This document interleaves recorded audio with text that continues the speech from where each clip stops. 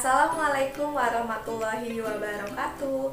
Apa kabar semuanya teman-teman 8 Umar bin Khattab? Nah, sekarang teman-teman sudah naik kelas 8 ya, dan kelasnya juga sudah ganti menjadi 8 Umar bin Khattab. Semoga teman-teman semua selalu diberi kesehatan oleh Allah Subhanahu wa Ta'ala, dan jika ada yang sakit segera diberi kesembuhan ya. Amin amin ya robbal alamin. Baik, bertemu kembali dengan Mistika di pembelajaran bahasa Indonesia. Nah, sebelum kita memulai pembelajaran, alangkah baiknya tadi teman-teman sudah melakukan sholat duha terlebih dahulu, sudah olahraga dan sudah sarapan ya, agar lebih semangat untuk belajar online hari ini. Oke, nah kita akan mulai, tapi sebelumnya yuk sama-sama berdoa dengan mengucapkan Bismillahirrohmanirrohim.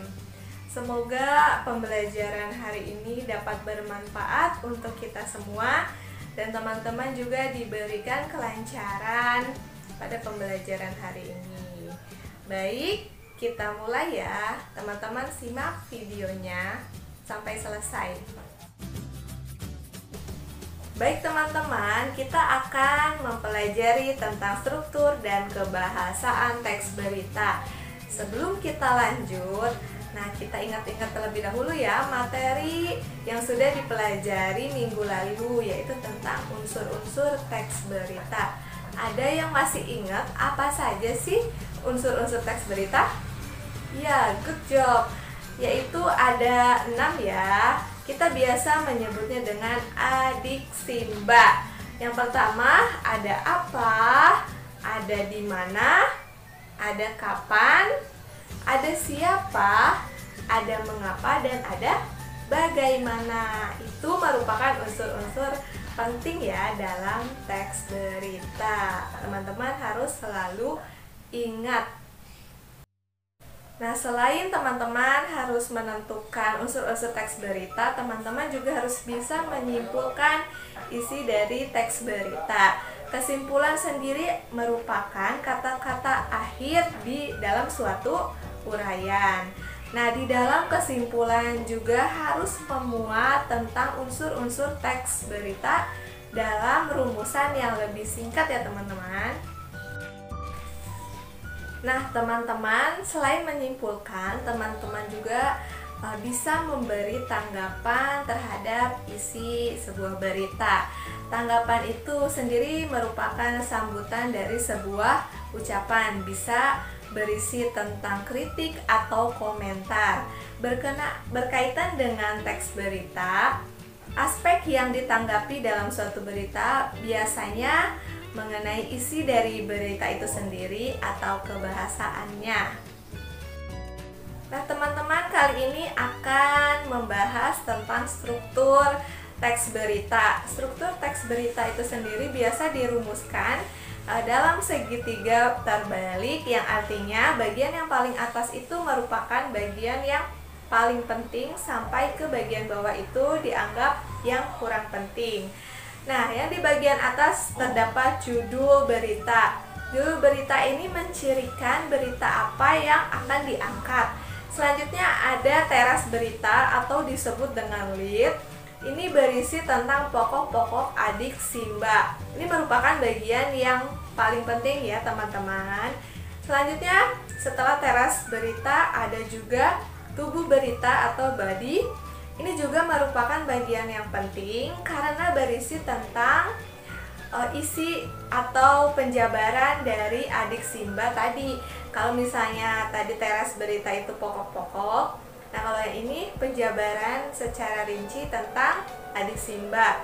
Nah, dan yang paling terakhir ada leg atau kaki berita. Ini merupakan bagian yang dianggap kurang penting karena tidak berkaitan langsung dengan judul berita itu sendiri. Seperti itu ya teman-teman. Diingat dari yang paling penting sampai ke yang kurang penting. Nah, selanjutnya unsur kebahasaan dari teks berita itu ada 5. Yang pertama, menggunakan kalimat langsung dan tidak langsung. Yang kedua, menggunakan bahasa baku.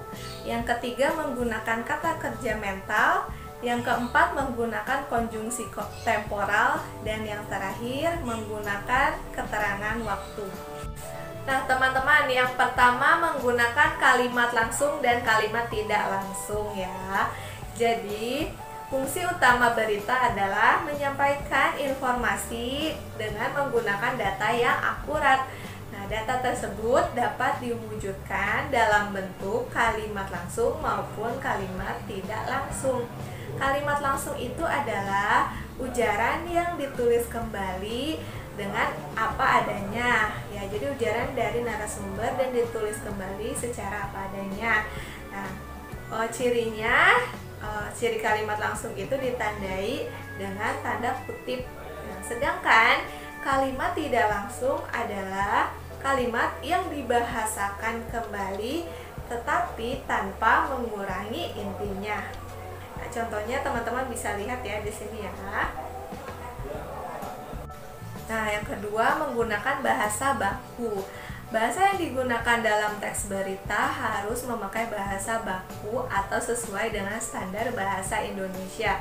Karena yang membaca teks berita itu dari berbagai kalangan. Nah, untuk menjembatani khalayak dari berbagai kalangan itu, maka diperlukan untuk menggunakan bahasa baku agar dimengerti oleh semua kalangan. Nah, yang ketiga adalah menggunakan kata kerja mental. Penggunaan kata kerja mental atau kata kerja yang berkaitan dengan kegiatan dari hasil pemikiran. Contohnya, memikirkan, membayangkan, berasumsi, terus berpraduga, terus berkesimpulan, dan beranalogi. Selanjutnya, menggunakan konjungsi temporal. Penggunaan konjungsi temporal adalah penggunaan kata hubung yang menunjukkan urutan waktu seperti kemudian, sejak, terus akhirnya, terus setelah itu. Nah, seperti itu ya teman-teman. Contohnya bisa dilihat di sini. Nah, yang terakhir adalah menggunakan keterangan waktu. Kata ini menjelaskan waktu ketika suatu peristiwa itu terjadi. Nah, kata-kata yang sering muncul dalam berita biasanya kemarin, terus saat itu, sering, biasanya, atau jarang, terus selalu. Seperti itu teman-teman, dan contoh kalimatnya teman-teman bisa lihat di sini. Nah, teman-teman, alhamdulillah video pembelajaran hari ini sudah selesai. Semoga teman-teman semuanya menyimak dengan baik dan dapat menerima pembelajaran ini dengan baik ya. Nah, setelah ini teman-teman mengerjakan tugas yang Miss tulis di e-learning. Teman-teman harus mengerjakan ya. Miss tunggu sampai pukul 9 malam. Nah, sebelum Miss tutup, Miss mohon maaf apabila ada kata-kata yang kurang dimengerti atau dipahami. Teman-teman tetap semangat ya di rumah, terus tetap jaga kesehatan, tetap berolahraga dengan rutin ya, dan beribadahnya juga selalu dikerjakan, jangan ditinggalkan ya. Oke, Miss akhiri. Wassalamualaikum warahmatullahi wabarakatuh. Sampai bertemu kembali di video selanjutnya.